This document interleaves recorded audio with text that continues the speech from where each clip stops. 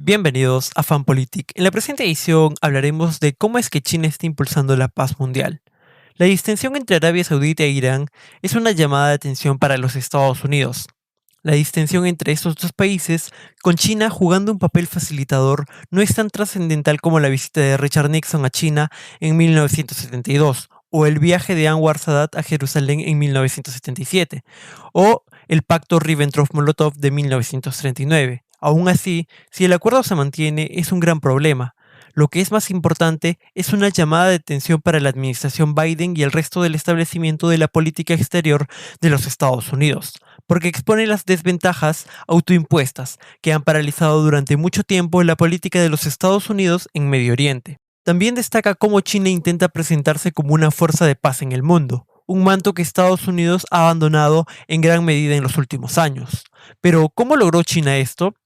Los esfuerzos para bajar la temperatura entre Riad y Teherán se han estado realizando durante algún tiempo, pero China podría intervenir y ayudar a las dos partes a llegar a un acuerdo porque su espectacular ascenso económico le ha dado un papel cada vez mayor en Oriente Medio.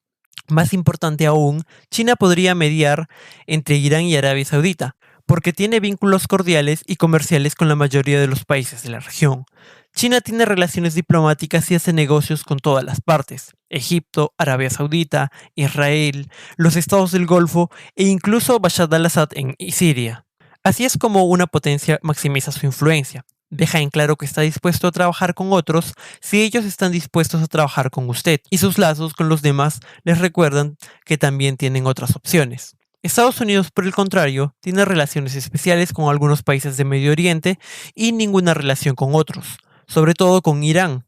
El resultado es que estados clientes como Egipto, Israel o Arabia Saudita dan por sentado el apoyo de los Estados Unidos para campañas como las de colonizar Cisjordania. Al mismo tiempo, nuestros esfuerzos, en su mayoría inútiles para aislar y derrocar a la República Islámica, han dejado a Washington con una capacidad esencialmente nula para dar forma a las percepciones, acciones o trayectoria diplomática de Irán.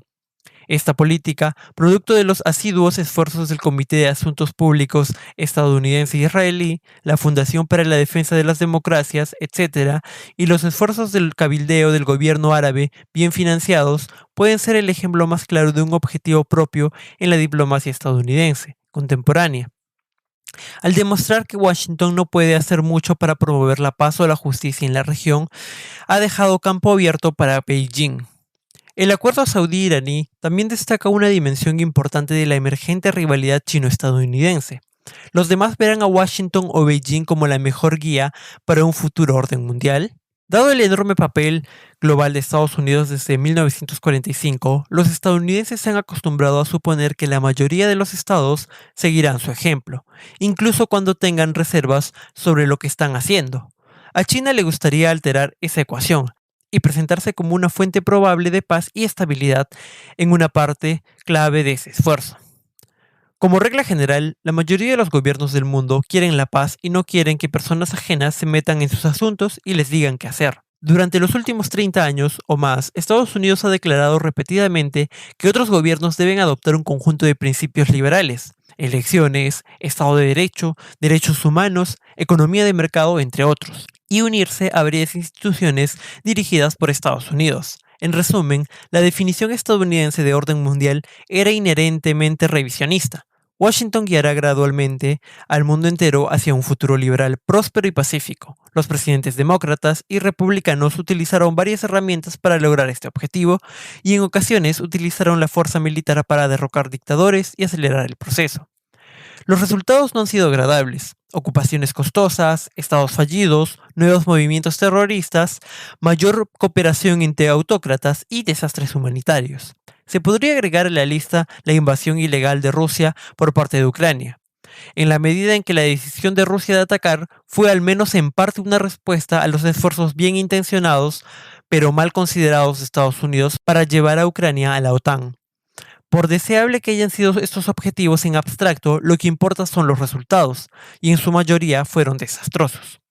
China, por su parte, ha adoptado un enfoque diferente. No ha librado una guerra real desde 1979 y ha proclamado repetidamente su compromiso sobre la soberanía nacional y la no injerencia. Esta posición es obviamente egoísta. en la medida en que desvía la crítica a las abismales prácticas de derechos humanos de China, y el compromiso retórico de China con la soberanía no ha impedido que presente reclamos territoriales injustificados o participe en enfrentamientos fronterizos en varios lugares. Beijing también reaccionó con una severidad injustificada cuando fue criticado y empleó un enfoque beligerante de la diplomacia que ha provocado un creciente resentimiento y resistencia. Nadie debería asumir que China nunca usaría la fuerza para alterar el status quo si sus líderes sintieran que las probabilidades de éxito eran lo suficientemente altas. Aún así, es fácil imaginar que los autócratas de todo el mundo se sienten más cómodos con el enfoque de China que con la inclinación de Estados Unidos a moralizar fuertemente Armada. Las autocracias aún superan en número las democracias, una brecha que ha ido aumentando durante más de una década. Si usted fuera un dictador corrupto cuyo objetivo principal fuera mantenerse en el poder, ¿qué enfoque del orden mundial encontraría más agradable? Además, la mayoría de los países del mundo entienden que la guerra es principalmente mala para los negocios y con frecuencia afecta negativamente a sus propios intereses. No quieren que la competencia de las grandes potencias se les escape de la mano, porque creen que un choque chino-estadounidense tendría consecuencias negativas para ellos. Como dice un viejo dicho africano, cuando los elefantes pelean, la hierba sufre. En las próximas décadas, por lo tanto, muchos estados prefieren unirse detrás de cualquier gran potencia que parezca más agradable, que promueva la paz, la estabilidad y el orden. Por la misma lógica, tenderán a distanciarse de las grandes potencias que creerán que están perturbando la paz. Hemos visto esta tendencia antes. Mientras Estados Unidos se preparaba para invadir Irak hace más de 20 años, sus aliados en Alemania y Francia se opusieron a que el Consejo de Seguridad de la ONU autorizara el uso de la fuerza porque creían que una gran guerra en Medio Oriente eventualmente los golpearía y los lastimaría, como de hecho lo hizo. Cuando China construye islas artificiales en el mar de China Meridional e intenta intimidar a Taiwán con demostraciones de fuerza, sus vecinos se dan cuenta, se alejan de China y comienzan a cooperar más estrechamente entre sí, con Washington. Si los demás lo ven como parte del problema en lugar de como parte de la solución, es probable que su posición diplomática se deteriore. La elección obvia de la administración Biden es dedicar más atención a calmar las tensiones, prevenir guerras y poner fin a los conflictos, en lugar de definir el éxito de la política exterior por cuántas guerras ganamos, cuántos terroristas matamos o cuántos países convertimos. Si Estados Unidos permite que China establezca una reputación de ser un país pacificador confiable, como una gran potencia que está dispuesta a vivir y dejar vivir en sus relaciones con los demás, convencer a otros para que se unan a nosotros será cada vez más difícil. La reducción de la tensión entre Arabia Saudita e Irán es un desarrollo positivo que reduce el riesgo de un enfrentamiento serio en una región estratégica. Esta nueva distinción debe ser bienvenida, por lo tanto, incluso si Beijing se lleva parte del crédito. La respuesta adecuada de Estados Unidos es no lamentar el resultado, más bien, por el contrario, demostrar que puede hacer tanto o más para crear un mundo pacífico. Y bien, eso es todo por el capítulo de hoy. Si les gustó el contenido, no olviden dejar un like, comentario y finalmente suscribirse para poder seguir subiendo mucho más contenido. Nos vemos hasta la próxima.